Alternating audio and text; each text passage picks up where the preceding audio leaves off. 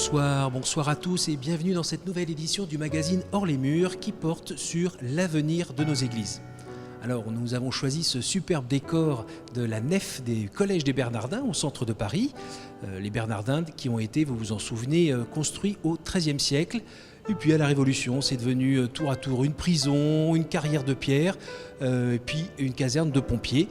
Heureusement, au début des années 2000, tout a été refait et nous permet d'avoir ce décor formidable. Donc, un lieu emblématique de l'émission que nous allons vous présenter aujourd'hui sur l'avenir de nos églises.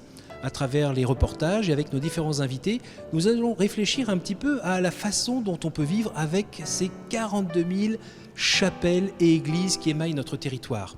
Alors on ne parlera pas des monastères, on ne parlera pas des cathédrales, mais on essaiera de voir un petit peu comment gérer, comment faire vivre et comment garder l'intuition et l'intention première de ces lieux qui sont des lieux de prière puisque c'est là où se vit le mystère de l'Eucharistie. Alors pour commencer, je vous invite à partir dans le Vaucluse, du côté des Baumes de Venise, pour voir ce petit couple qui reconstruit une chapelle Saint-Hilaire, une chapelle du VIe siècle. Au sommet de la colline des Courins, perchée à près de 300 mètres de haut, la chapelle Saint-Hilaire veille sur Baume de Venise depuis le VIe siècle. Tombée dans l'oubli pendant des siècles, elle était vouée à disparaître. En 2011, la famille Alliot, propriétaire de la chapelle, décide d'en faire don à l'évêché pour la sauvegarder. On ne voulait pas qu'elle tombe en ruine complètement, donc on s'était dit il faudrait faire quelque chose. Voilà. Mais faire quoi? On n'avait pas les moyens financiers pour entreprendre de tels travaux, quoi. Alors on s'est dit quoi faire, hein. Donc on a décidé de la donner à l'évêché, à une seule condition, que ça reste uniquement un lieu de culte chrétien. L'archevêque Monseigneur Jean-Pierre Catenos confie cette mission à Robert et Claudia Mestellan, connaissant leur engagement pour préserver le patrimoine chrétien. C'est une racine chrétienne de la Provence, mais aussi de la France et de l'Europe.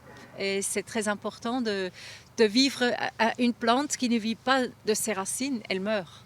Et donc nous devons réapprendre à vivre de nos racines et nous devons les honorer, les bêcher, les entretenir, les nourrir pour qu'on puisse vivre de nos racines.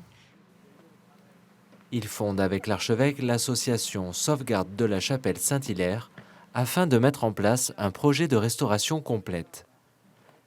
Cette mission de sauvetage commence le 4 janvier 2012 et consiste à débroussailler le lieu envahi par la végétation. Emportés par leur enthousiasme et leur volonté d'agir, ils commencent les travaux de l'abside sans permis de restauration, ce qui créera des complications avec l'administration et une interruption du chantier pendant 2 ans. Le 29 août, après une réunion entre toutes les parties, l'architecte des bâtiments de France du Vaucluse donne un avis favorable avec prescription. Tous les anciens travaux sont régularisés et le chantier peut recommencer immédiatement. Si elle n'aide pas l'association financièrement, la mairie de Baume de Venise est un soutien essentiel du projet. Du culturel, du patrimoine, et donc ça, c'est vraiment, on est pile dedans, quoi. Cette chapelle est très importante à nos yeux puisqu'elle est là depuis des siècles.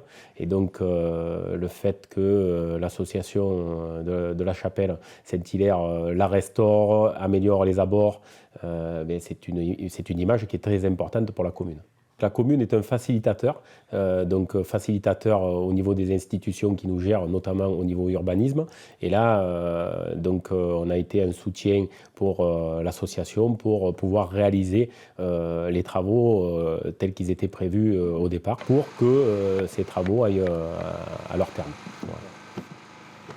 Estimé au départ à plus d'1 million d'euros, le budget du chantier a été réduit à 440 000 euros, grâce à l'embauche de 2 tailleurs de pierre compagnons du Tour de France, en lieu et place d'une entreprise de travaux. On restaure à l'identique, ce qu'on démonte, ce qu'on dépose, on l'étudie bien avant pour pouvoir le remonter exactement de la même manière. Alors on prend des photos, on fait des dessins, on fait des épures, on fait en sorte de rebâtir exactement de la même manière que ça a été fait. Et même quand il y a des erreurs, même quand il y a des choses qui ne sont pas forcément logiques, mais on les reproduit. Si on change, si on modifie, on va créer une rupture dans cette évolution historique. Et on ne veut pas ça. On veut absolument que le patrimoine soit un message du passé pour l'avenir. C'est l'essence même de notre métier. Là, on fait de la maçonnerie, on fait de la taille de pierre, on travaille en équipe, dans une bonne ambiance. Il y a une vraie motivation des bénévoles, les gens sont fervents. Voilà, c'est vraiment très beau, quoi. Un projet qui ne pourrait pas exister sans l'aide d'une douzaine de bénévoles qui se relaient tout au long de la semaine à leur côté. Ça permet aux deux tailleurs de pierre de travailler et de se consacrer entièrement à leur art. Et on essaye donc de les servir au mieux, de leur apporter ce dont ils ont besoin. C'est gratifiant d'apprendre les travaux manuels quand on n'en a pas fait dans sa vie. Mais c'est surtout gratifiant de travailler ici. C'est un paysage merveilleux. C'est un ouvrage qui est merveilleux. Et en plus, c'est pour le bon Dieu, donc c'est une des tâches les plus nobles qui soit. Prochaine et dernière étape de cette mission, obtenir la permission de restaurer le toit de la nef. Alors, la chapelle sera préservée des éléments et retrouvera toute sa grandeur. Cette chapelle n'a pas vocation à devenir une chapelle paroissiale. Néanmoins, elle reste quand même, elle restera un lieu pour nous de ressourcement, un lieu de pèlerinage, un lieu où des jeunes peuvent venir, puisque la cour a été quand même assez dégagée et bien sécurisée maintenant. Un lieu où effectivement on peut se retrouver dans ce lieu de profondeur vraiment de nos racines chrétiennes, pour vivre des temps forts en paroisse. Saint Joseph, priez pour nous. Saint Hilaire, priez pour nous. Père et le Fils et Saint-Esprit. Les dernières à quitter les lieux sont Robert et Claudia, avec un petit pincement au cœur quand ils pensent au dénouement de cette belle aventure. Pas encore trop, c'est encore loin. On n'y pense pas parce qu'on craint que ça soit peut-être une grande souffrance quand tout sera fini. Oui, c'est comme le pèlerinage. Quand on revient à la maison, c'est très dur. C'est beaucoup plus dur que de partir. On est content d'arriver. On est content de partir. Mais après, de reprendre la vie sédentaire. C'est la fin d'une belle aventure.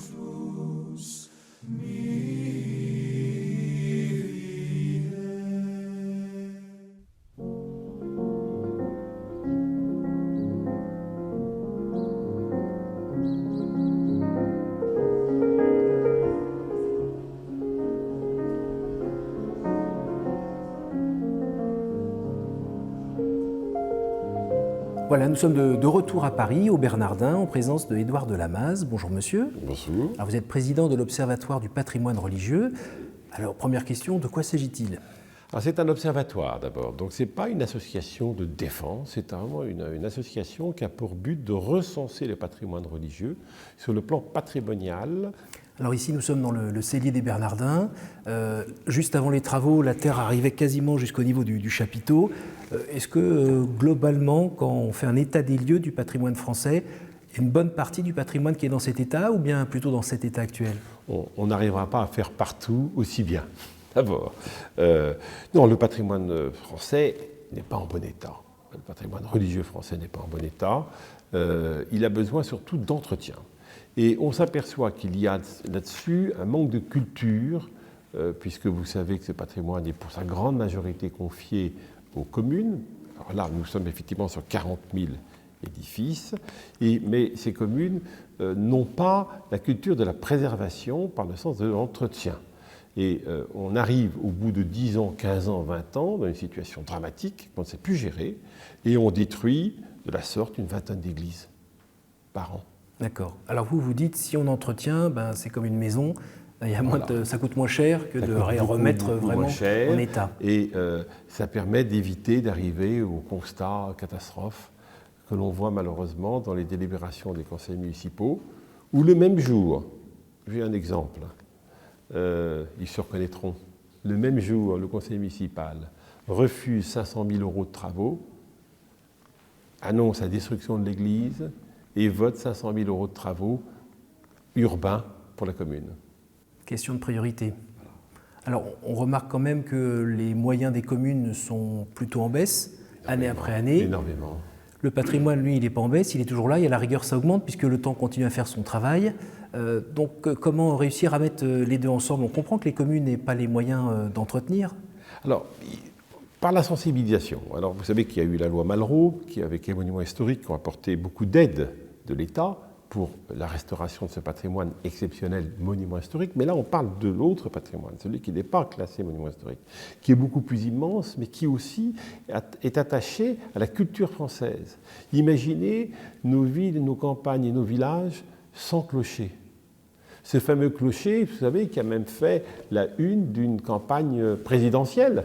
Dans les années 80 ? Dans les années 80, la France et ses clochers.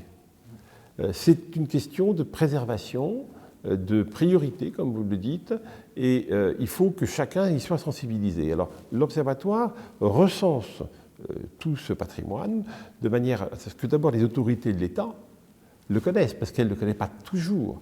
Et il y a eu un décret qui est paru tout à fait dans le plus grand secret en juillet 2015, qui permet, après désaffectation du site, au préfet, avec autorisation du Conseil d'État, de détruire ou de modifier l'édifice, notamment retirer les clochers. Nous avons des exemples où, au fond, on a retiré le clocher de la maison principale du village et c'est devenu une grande maison au milieu de la place. Une sorte de salle polyvalente Oui, ou une maison d'habitation, ou un fast-food, ou une patinoire. Alors c'est ça où l'Observatoire intervient. C'est que pour nous, nous ne sommes pas attachés à la notion du culte sur place. Ce n'est pas notre priorité. On l'écoute, on entend les responsables religieux nous donner leur position.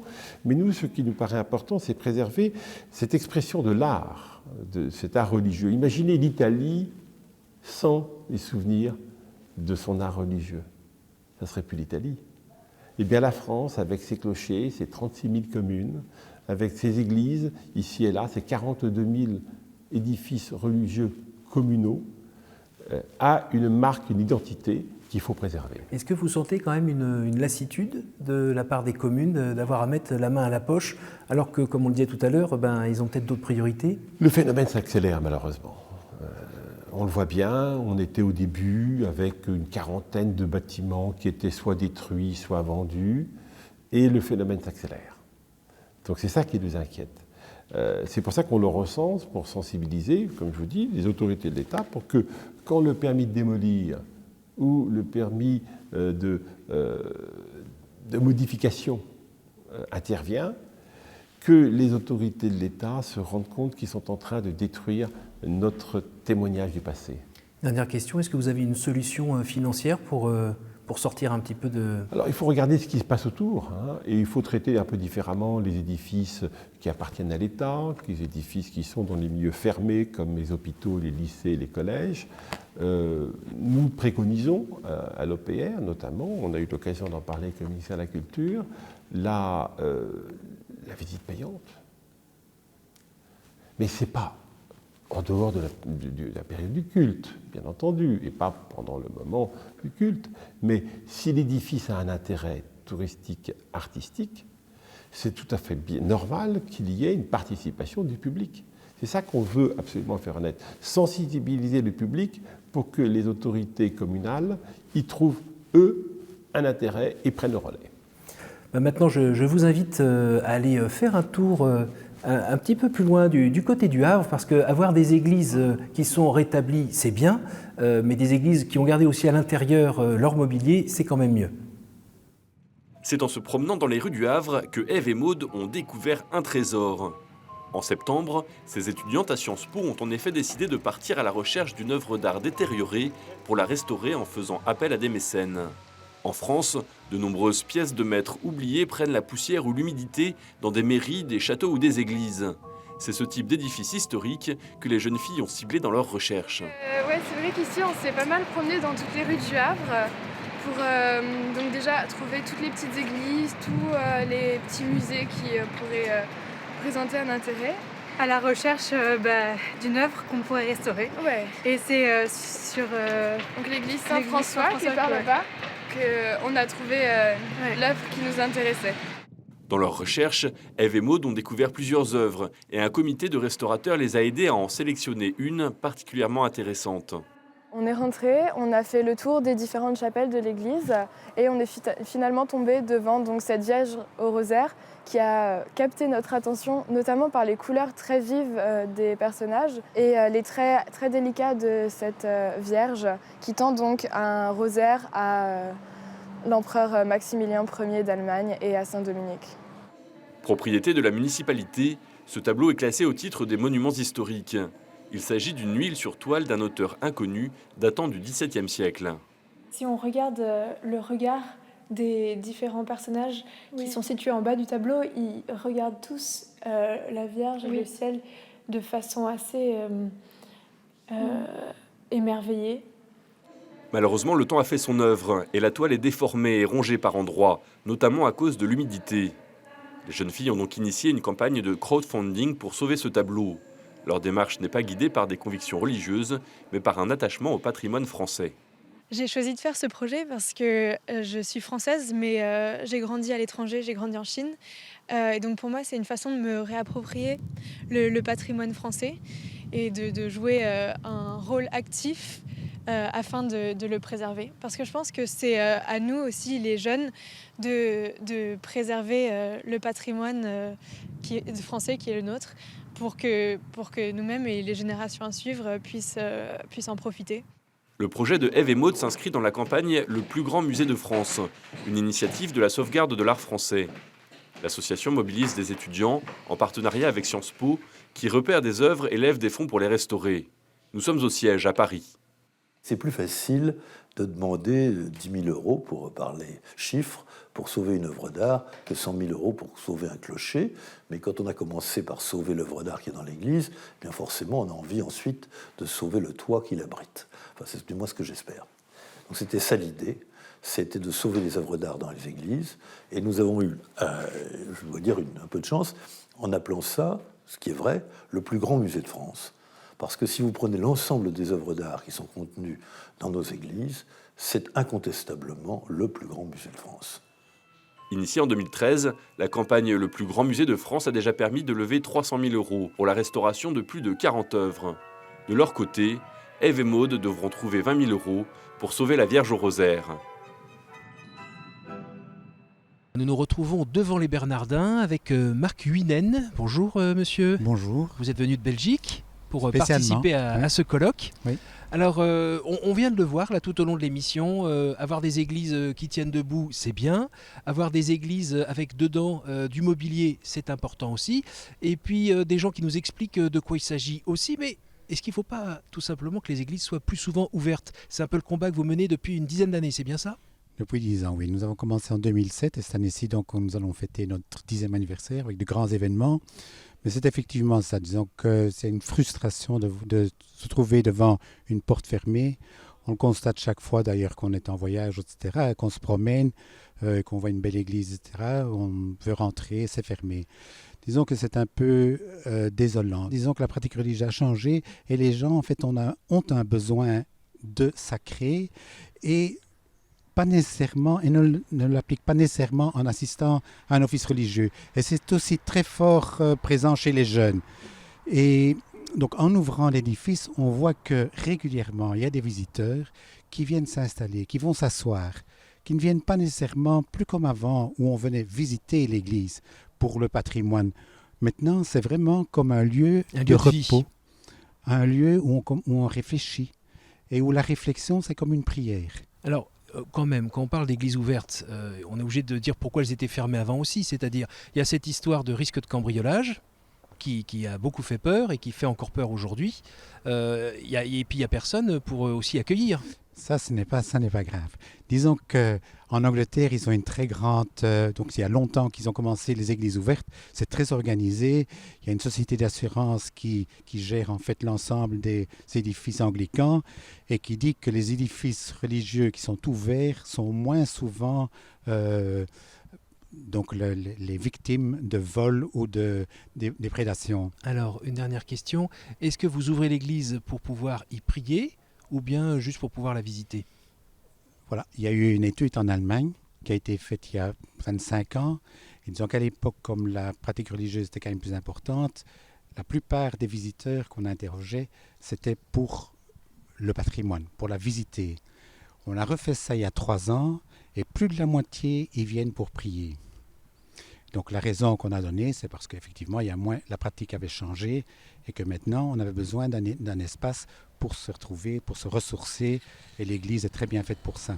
Merci beaucoup. Alors maintenant, nous allons aller faire un tour du côté de Notre-Dame de Paris parce que, c'est sûr, c'est pas la saison, on n'est pas en plein été, donc il y a quand même des gens qui font visiter régulièrement les églises pour expliquer le sens sacré de ce patrimoine architectural, comme ceux de Casa. Alors nous sommes allés rencontrer un bénévole de Casa à Notre-Dame de Paris.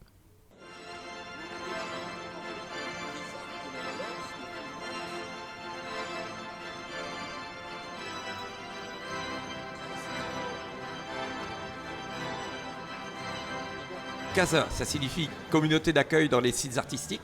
C'est une association qui a été créée il y a tout juste 50 ans, en 1967, par le père Ponsard, qui était alors curé de Saint-Séverin, et qui souhaitait que les gens qui rentrent dans son église puissent être accueillis et recevoir un peu le message de cette église. Notre objectif reste toujours le même, c'est-à-dire faire découvrir aux visiteurs le message de ces monuments religieux, l'histoire, l'architecture, la sculpture, le vitrail, mais aussi et surtout le message chrétien. Donc on a un but d'accueil de tout le monde. On ne cherche pas d'abord les chrétiens, au contraire, plutôt les gens même qui seraient un petit peu en marge, et on essaye pas du tout d'obtenir le baptême à la fin de nos visites, pas du tout cela, mais au contraire de leur présenter le message de la manière la plus accueillante possible. On se situe, je dirais, à un niveau de pré-évangélisation. Le bénévolat est une dimension très importante à Casa parce qu'on ne veut pas qu'il y ait une relation commerciale. Le fait qu'il n'y ait pas du tout d'argent, à notre avis, c'est un témoignage. Je vous disais, la quête spirituelle, elle, n'a pas faibli. Et justement, par le biais de l'architecture, on peut éveiller les gens à... alors oui, je vais vous donner une anecdote qui est assez ancienne et qui m'avait frappé. Je faisais visiter Vézelay à des gens qui, souvent, en entrant dans la nef, ils préfèrent la partie romane au chœur gothique qui est illuminé. Et un visiteur me dit, je bloque vraiment à l'entrée du chœur. Et j'ai eu l'intuition qui me disait plus que je préfère la romane à l'art gothique. Et à la fin de la visite, il est venu me parler personnellement en me disant, j'ai beaucoup aimé votre visite, mais vous savez, moi, les questions de foi, je bloque. Et j'ai eu l'impression qu'il disait par l'expression de je ne rentre pas dans la perspective du chœur gothique, sa propre expérience personnelle. Et je trouve que ça, c'est génial. Le monument permet de découvrir là où on en est personnellement dans sa vie spirituelle. Alors, ce qui est exceptionnel, c'est qu'il me l'ait dit. Parce que probablement que d'autres visiteurs vivent une telle expérience, mais nous, on ne le sait pas. Autre est le semeur, autre est le moissonneur.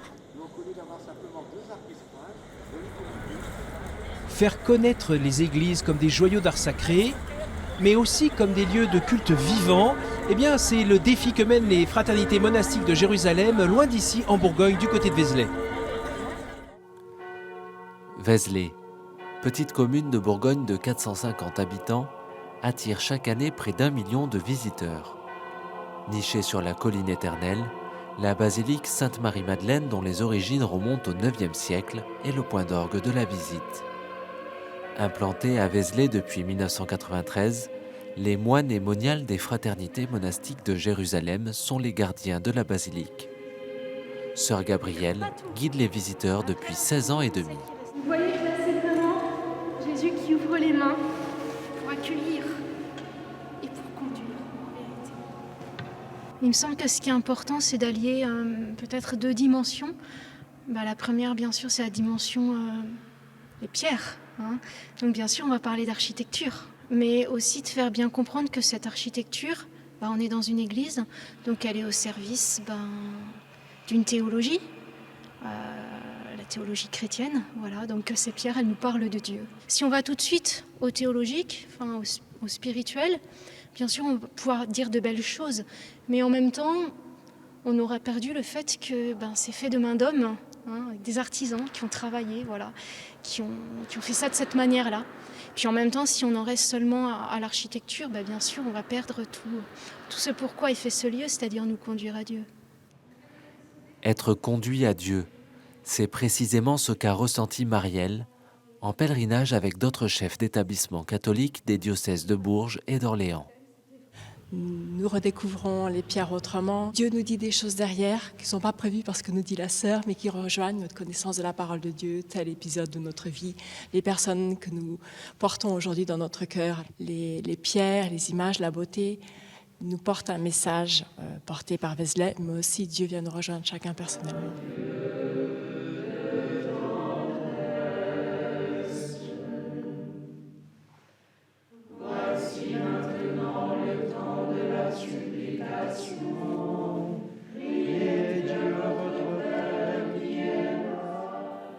Un accueil pas si simple à assumer tous les jours pour ces hommes et ces femmes voués à la vie monastique. C'est pas sans contrainte, c'est-à-dire qu'il pourrait y avoir des moments où on désirerait plus de silence et de solitude, et où ça va sonner 15 fois à la porte, et donc il va falloir interrompre ce que nous étions en train de faire pour accueillir. Donc ça demande de pouvoir trouver des forces aussi, des forces intérieures, pour la disponibilité. Donc ça, c'est pas à minimiser. Et de fait, ça veut dire qu'on va aménager notre rythme sur l'année pour qu'à certains moments, on puisse être tout entier à la solitude et du coup pouvoir être un peu plus disponible dans les moments de forte sollicitation. L'équilibre est à trouver. Au lieu de le trouver sur la journée, à ce moment-là, on va le trouver dans l'année ou en alternance. Les sollicitations, c'est pas d'abord des contraintes, c'est aussi une manière d'alimenter notre vie spirituelle, notre prière. Les rencontres multiples de toutes les nationalités, y compris imprévues, même y compris de gens qui ne partagent pas notre foi, qui nous sollicitent, qui nous questionnent. Voilà autant de situations qui creusent en nous un espace qui va pouvoir être habité autrement par la prière. Dans cet équilibre, la ville de Vézelay, qui est propriétaire de la basilique, joue aussi parfois un rôle d'arbitre. Dès lors que plusieurs milliers de personnes sont réunies autour d'une cause, avec une motivation spirituelle, religieuse en l'occurrence, cela peut parfois entraîner des comportements un peu excessifs qui peuvent irriter certains habitants qui ne sont pas forcément sensibles à cette cause. Notre rôle, c'est de faire en sorte que, encore une fois, tout se passe au mieux et qu'il n'y ait pas d'exaspération et que chacun reste bien à sa place. Sa place, la Cité de la Voile a parfaitement trouvé à Vézelay. Ouvert depuis 2010, cet établissement public local accueille des artistes en résidence et organise de nombreux événements culturels. Chaque année, ce sont ainsi une 50aine de concerts qui ont lieu dans la basilique. Pour son directeur Nicolas Buchet, cultuel et culturel cohabitent en parfaite harmonie. Le lieu étant à la fois tout petit, on est peu nombreux, on se connaît globalement tous, et le lieu est plus grand que nous. Je dis souvent qu'on travaille tous dans le même but, que ce soit le tourisme, que ce soit les frères et sœurs de Jérusalem, ou nous d'un point de vue culturel.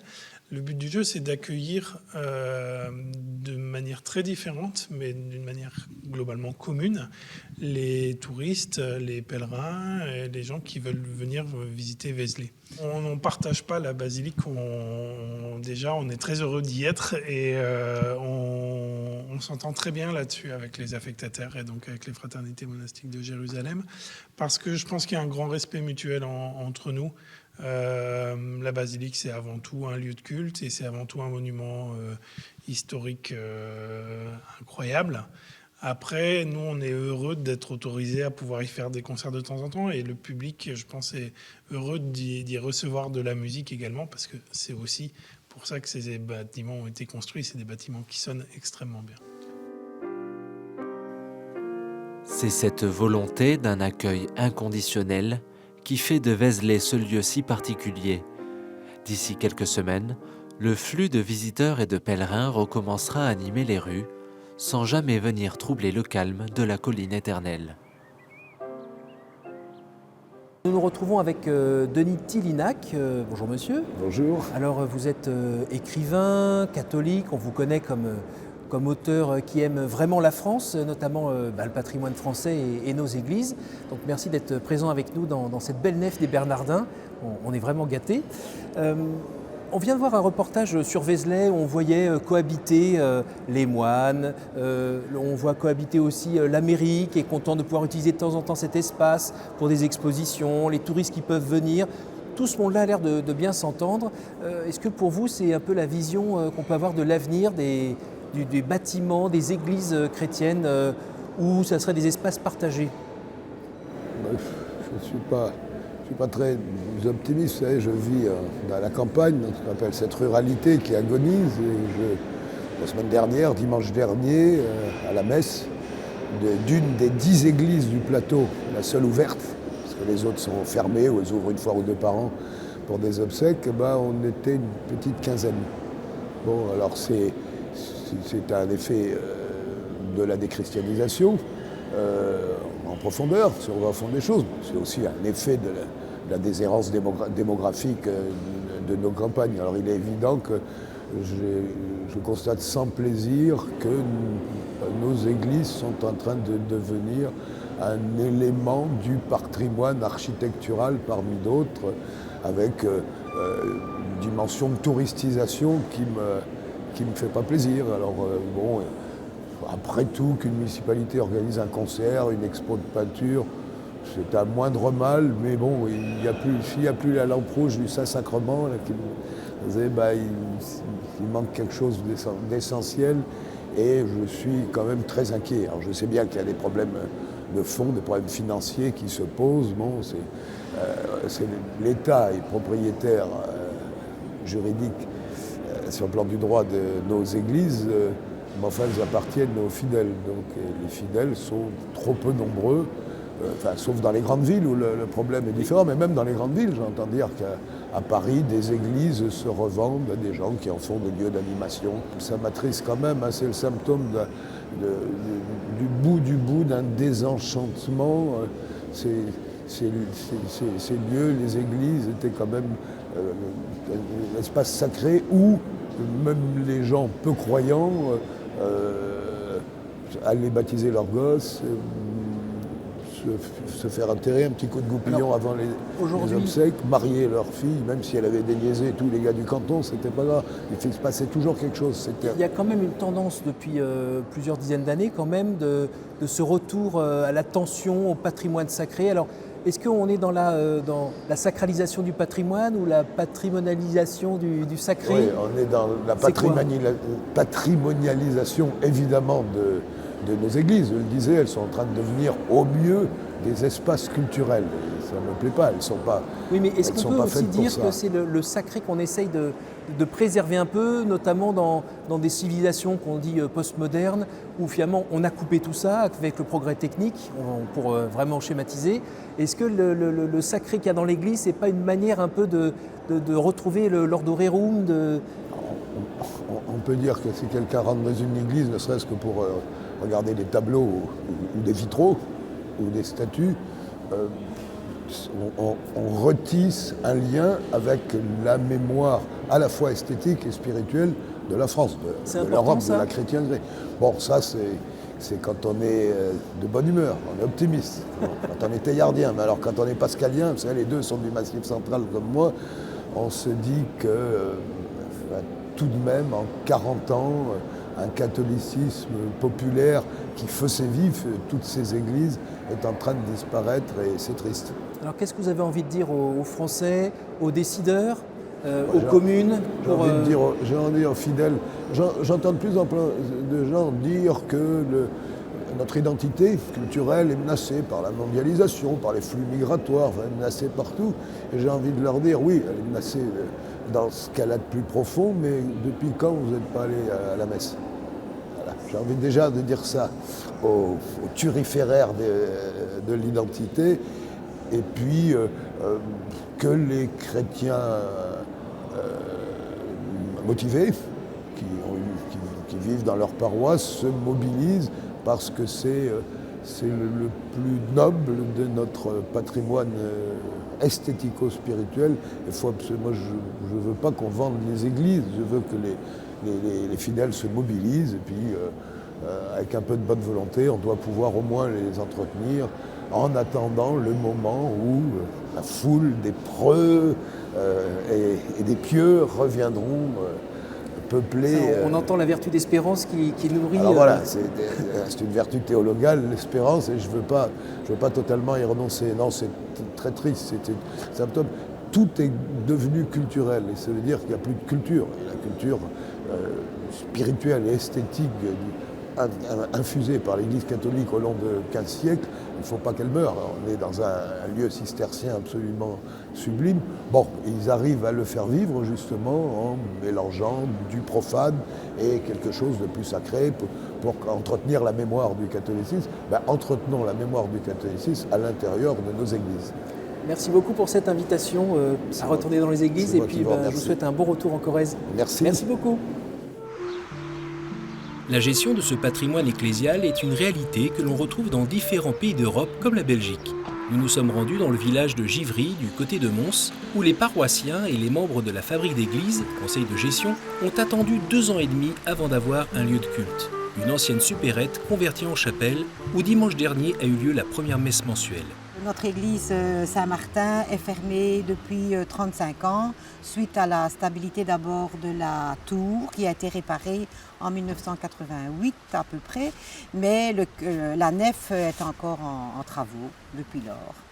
C'est la commune qui supporte les moyens financiers pour mettre à disposition de la fabrique d'église et des paroissiens un lieu de culte. L'initiative ne vient pas de l'évêché, mais elle vient bien sûr des membres de la fabrique d'église qui étaient désireux d'avoir un lieu de culte à Givry et de notre bourgmestre.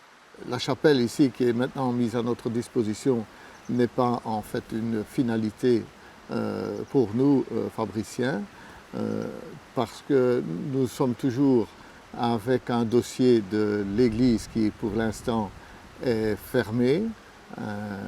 L'église est fermée et les dossiers sont bloqués à cause d'une étude de stabilité qui n'a pas encore été réalisée. Les dossiers sont très lents et sont très difficiles à faire avancer, d'autant plus que l'ensemble des autorités ne sont pas nécessairement favorables à cette restauration, étant donné les dépenses que ça implique.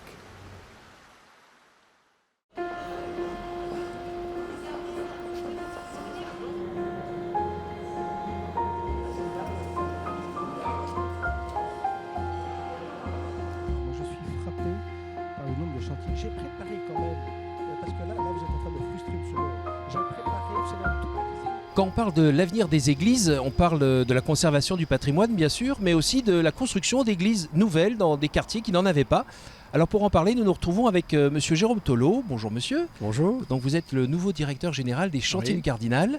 Alors nous sommes devant une église qui est sortie de terre il y a 2 ans, là du côté du Stade de France. Est-ce que vous pouvez nous en dire un mot ? Oui, nous sommes devant l'église de Saint-Paul-de-la-Plaine, qui est une église très emblématique, parce que d'abord elle est belle, elle est dans un quartier qui est un quartier mixte, un quartier d'habitation, et une population nouvelle arrive tous les jours, presque, et puis un quartier également où des sociétés, notamment d'innovation, se sont installées.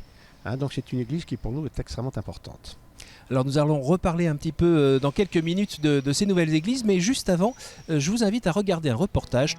À Saint-Pierre-du-Perret, ville nouvelle à une quarantaine de kilomètres de Paris, on se presse devant l'hôtel de ville et le lac en ce dimanche matin. Comme Stéphanie et sa famille. Là, nous nous rendons à l'église, donc pour l'ouverture officielle. Un trajet qui n'a rien de banal, car auparavant, la ville de Saint-Pierre-du-Perret n'avait pas d'église. Il faut remonter en 1819 pour retrouver la trace d'un clocher implanté dans ce qui n'était alors qu'un village. Aujourd'hui, avec près de 10 000 habitants, cette jeune ville de l'Essonne est en pleine expansion. Elle accueille un tout nouveau lieu de culte catholique. Ça fait seulement 2 ans que nous sommes résidents ici et il nous manquait donc une église effectivement pour rythmer le cœur de notre village. Et nous, quand nous sommes arrivés, nous étions vraiment interpellés par le fait qu'il n'y ait pas d'église existante. Désormais, les cloches du récent bâtiment sonneront tous les jours. Conçue pour accueillir jusqu'à 445 personnes, l'église Saint-Pierre est la première église construite au XXIe siècle dans le département de l'Essonne. Joyeux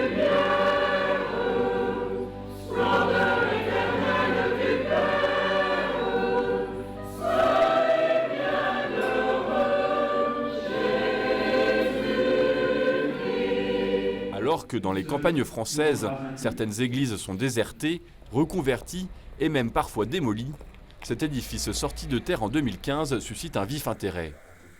À Saint-Pierre-du-Perret, l'église se tient face à l'hôtel de ville. Hier, comme aujourd'hui, la vie de la cité s'organise autour de repères. Les fidèles se retrouvent sous le clocher du village, même s'il s'affiche désormais de manière plus moderne. Au total des travaux, 3,5 millions d'euros, dont 500 000 financés par les chantiers du cardinal. À l'issue de la célébration, les fidèles se sont déjà approprié le parvis de l'église et immortalisent tour à tour ces 3 flèches. Le bâtiment, résolument moderne, répond ainsi à de réelles attentes. La vie de la paroisse de Saint-Pierre sera rythmée par les sacrements qui y seront célébrés. L'église s'inscrira ainsi dans la ville et dans la vie de chacun de ses habitants, de plus en plus nombreux. Alors voilà, nous venons de voir ce reportage sur donc cette église construite après 1905 qui demande de l'entretien. J'imagine qu'il y en a d'autres qui sont dans cet état. Alors il y a beaucoup d'églises qui demandent de l'entretien évidemment en France. Il faut savoir que pour les chantiers du cardinal, notre budget est moitié nouvelle construction, moitié entretien. Et donc nous faisons environ une vingtaine de chantiers par an, dont un peu plus de 10 d'entretien. Ces églises nouvelles, donc elles sont plutôt installées dans des quartiers où il n'y avait pas d'église avant. Alors l'essentiel effectivement des églises, certaines d'entre elles sont détruites pour des raisons d'urbanisme, on les reconstruit, mais l'essentiel c'est dans des nouveaux quartiers comme près de Disneyland ou sur le plateau de Saclay. Alors on n'est plus à l'époque des cathédrales, hein, c'est plus des chantiers qui durent 100 ans et qui coûtent la moitié du prix du royaume. Vous pourriez nous donner quelques indications ? Alors évidemment les églises sont plus modestes, d'abord leur capacité, on parle d'églises qui sont entre 500 à 1000 places, c'est des chantiers qui durent 3 à 5 ans. Et c'est des budgets qui n'ont rien à voir évidemment avec le budget des cathédrales. Plus d'églises sont construites ou plus d'églises sont détruites ?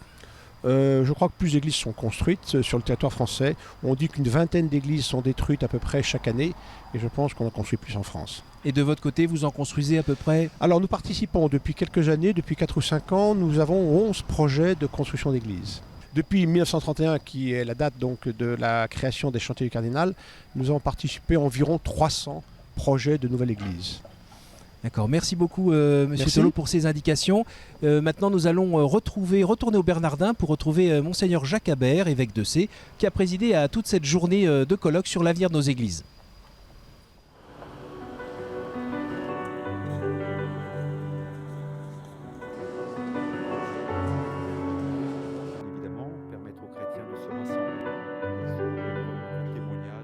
Nous arrivons dans cette dernière partie de l'émission et nous sommes avec Monseigneur Habert, évêque de Sées. Bonjour Monseigneur. Bonjour. Alors c'est vous le grand maître de cette journée, de ce colloque organisé par la CEF aujourd'hui ? Oui, c'était le terme, disons, d'un groupe de travail qui a duré 2 années, de novembre 2014 à novembre 2016. Et on avait prévu dans le groupe de travail, après avoir entendu un certain nombre de personnes, avoir travaillé la question, de le conclure par un colloque qui manifestait d'une façon médiatique l'intérêt des évêques pour cette question des églises. Alors cette concentration de cerveau et de cœur a sans doute trouvé une réponse pour l'avenir de nos églises. Quel est-il finalement ? Alors ce qui est intéressant, c'est de dire d'abord qu'il y a eu un précédent groupe de travail qui avait travaillé entre 2007 et 2009 et que la question est vraiment importante, elle n'est pas cruciale mais elle est importante pour l'avenir et on se disait qu'il fallait reprendre.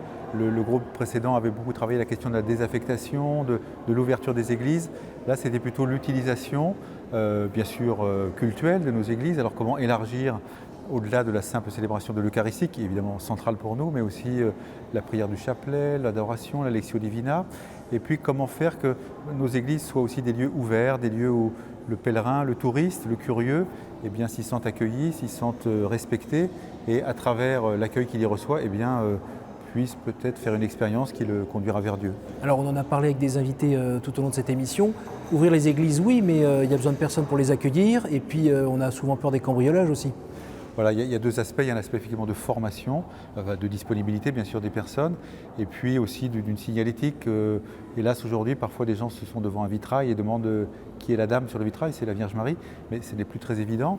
Et puis la question de sécurité, alors sur laquelle beaucoup disent qu'une église ouverte est une église qui est plus en sécurité, parce que justement il y a du passage et les visiter, alors qu'une église qui est tout le temps fermée peut plus attirer à la limite l'attention de ceux qui voudraient y dérober quelque chose. Dans certains endroits, dans certaines villes, donc on a vu notamment à Lyon, mais je pense à d'autres villes, Dijon, la ville au sans clocher, il y a des moments où on n'a plus assez de personnes pour remplir les différentes églises. Qu'est-ce qu'on répond aux gens qui, je sais pas, par exemple, comme à un moment il y avait je crois à Lyon, la fraternité Saint-Pédis qui disait, au lieu de célébrer dans notre petit appartement, on aimerait bien le faire dans une église, laissez-nous accéder à l'église. Il y a des musulmans aussi qui disent, attendez, vous êtes sympa avec toutes vos églises vides, mais nous on est plein et on aimerait bien aller... Alors on enlève, si vous voulez, le clocher, et puis passez-nous cet espace. Qu'est-ce qu'on répond à ces gens-là, à ces demandes ? Alors, pendant le colloque... Ils ne sont pas tout à fait au même niveau, on est d'accord. Oui, tout à fait. Mais pendant le colloque, nous avons justement un bel exposé du père Olivier de Cagny qui nous rappelait ce qu'est la consécration d'une église, la dédicace, qui montre que c'est un lieu qui est consacré, qui est un lieu pour Dieu, qui est un lieu pour la prière, qui est un lieu ouvert. Et donc, voilà, à la fois comment respecter l'identité de ce lieu, qui doit être vraiment considéré, et à nous de la faire comprendre, et en même temps une ouverture. Alors pour ce qui concerne les musulmans, on voit bien que ça ne conviendrait pas. Après, une église désaffectée, c'est autre chose, elle n'est plus affectée au culte catholique et donc elle appartient au maire qui peut en faire ce qu'il veut. Pour ce qui est de la fraternité Saint-Pédis, il y a aussi l'idée que dans une église, on est en communion, pas simplement de dire Jésus est ressuscité, mais aussi une communion ecclésiale, une communion notamment au Saint-Père. Et donc voilà, c'est aussi un peu plus compliqué que simplement de prêter un bâtiment qu'on pourrait faire simplement généreusement, mais qui est vraiment d'un autre ordre. Vous dites aussi que l'Église, c'est le lieu pour vivre le mystère de l'Eucharistie. C'est aussi un lieu d'évangélisation. Les moyens, ils sont où ? Qu'est-ce qui fait que ça pourrait marcher alors que on voit bien les bonnes volontés, il y en a encore, mais elles sont toutes avec des cheveux peut-être un peu blancs, non ? C'est un vrai problème, on ne peut pas se cacher derrière son petit doigt. Il faut reconnaître que c'est difficile, il faut reconnaître qu'il y a des lieux où c'est vraiment plus que compliqué. Et en même temps, voilà, l'enjeu de ce colloque, c'était un petit peu de relancer tout le monde, de montrer que ça existe, et parfois avec des moyens tout simples, avec des initiatives très accessibles à tous. Je pense à cette association dans le diocèse d'Arras, où ils disent ouvrons l'église 3 jours par semaine, au moins 4 heures par jour, et 8 semaines de façon consécutive. Donc vous voyez, ce n'est pas tous les jours, et 24 heures sur 24, et 365 jours par an. Et donc voilà, si des exemples comme ça peuvent faire tache d'huile, le grand enjeu, c'est que l'église soit ouverte, parce qu'à l'inverse, une église fermée, c'est vraiment un contre-signe, et que quand on y entre, évidemment, ce soit un lieu où ce soit agréable de s'y retrouver. Vous ne semblez pas inquiet, pourquoi ? Eh bien, j'avoue que ce colloque a été très, très stimulant. Pour ma part, oui, j'ai un diocèse qui compte 550 églises, et je sais bien que beaucoup ne sont pas utilisées, et que sans doute dans les années qui viennent, j'aurai des difficultés. Mais voilà, je pense qu'il faut considérer cet enjeu à la fois comme une charge, une difficulté qui est objective, mais surtout comme une chance, comme un levier à la fois d'évangélisation et puis de dialogue. On a beaucoup parlé de ça évidemment aujourd'hui avec le monde de la culture, le monde du patrimoine. Beaucoup de gens sont attachés à leur église, les citoyens d'une commune. Ils n'y vont pas souvent, ils y sont attachés. Voilà, prenons ça comme un signe encourageant et positif, et mettons-nous tous ensemble autour d'une table pour avancer sur cette question. Sachant que ces églises, elles ne sont pas nées comme ça du sol, c'est des gens qui les ont construites. J'avais entendu cette histoire à Arras, où l'église avait été construite par les marins. Quand ils prenaient un mois à terre, ils construisaient, et puis après ils repartaient en mer. Et puis pendant le temps où ils étaient en mer, c'était leur épouse qui ramassait le sable pour pouvoir faire les briques. Donc toutes ces églises, eh bien... Oui, c'est ça, il y a un enjeu... En gros, il faut reprendre possession de... Oui, et puis de respecter cette histoire qui est de notre identité. Alors, je sais bien que la question de l'identité chrétienne de la France se pose parfois dans des termes un peu polémiques, mais de fait, 42 000 églises dans un pays, ça veut dire que nos pères des générations précédentes ont été fortement marqués par cette foi, et nous qui gardons la foi, eh bien, nous devons les respecter et les honorer. Alors, il ne s'agit pas de se défendre mordicus et de garder toutes les églises comme des conservateurs de musées. Mais voilà, c'est un héritage et une responsabilité qui nous est confiée. Et nous, c'est... Mais nous, c'est voilà, l'Église aujourd'hui avec ses forces, avec ses initiatives, avec aussi le visage nouveau que nous devons donner. Et puis aussi nos fragilités, vous les évoquiez tout à l'heure. Et voilà, nous faisons avec, mais nous faisons avec aussi pour beaucoup d'autres domaines de la vie pastorale, la catéchèse, la préparation au sacrement et d'autres domaines encore. Alors pour finir cet entretien, puis aussi presque finir cette émission, qu'est-ce que vous avez envie de dire justement aux différents chrétiens qui nous écoutent à ce sujet-là ? Ils ont besoin de se mobiliser ? Ils ont besoin de se mobiliser, de mesurer surtout l'enjeu à la fois d'évangélisation, mais aussi l'enjeu au niveau d'une présence. Et je pense que le rapport qu'on a à l'Église dit quelque chose du rapport au monde. Et si nos églises, nous les voulons comme des lieux qui sont au service de tous, donc ouvertes et donc accueillantes, eh bien je pense que nous changeons notre regard. Si nous les voyons uniquement ce qu'elles sont, bien sûr, comme des lieux de prière, eh bien à ce moment-là, nous allons nous organiser parce que nous n'avons pas besoin d'autant d'églises pour prier, mais cette présence visible, manifeste, eh bien voilà, saisissons cette chance. Beaucoup aimeraient avoir tant d'églises dans leur propre pays. C'est notre situation.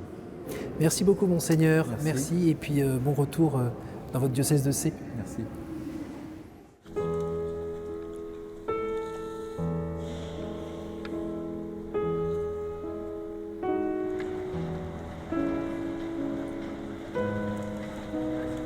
Alors voilà, nous arrivons à la fin de cette émission sur l'avenir de nos églises. Avenir qui est, on l'a bien entendu, plutôt entre nos mains. Alors nous avons choisi d'être devant l'église Saint-Germain-des-Prés qui est derrière moi au centre de Paris. Vous voyez, elle est en travaux, abbaye millénaire qui est toujours là et qui est un petit peu le signe de ce que nous avons à faire, parce que la transmission de cette foi héritée des apôtres, eh bien, nous avons quand même à la vivre quelque part, et c'est notamment dans ces églises. Alors merci à vous tous pour votre fidélité, merci à Bernardin qui nous ont accueillis, à la CEF pour son travail, à toute l'équipe qui a réalisé cette émission. Je vous invite à aller sur notre site ktotv.com pour revoir cette émission, la partager autour de vous. Merci à vous tous pour votre fidélité, à bientôt et bonne soirée sur KTO.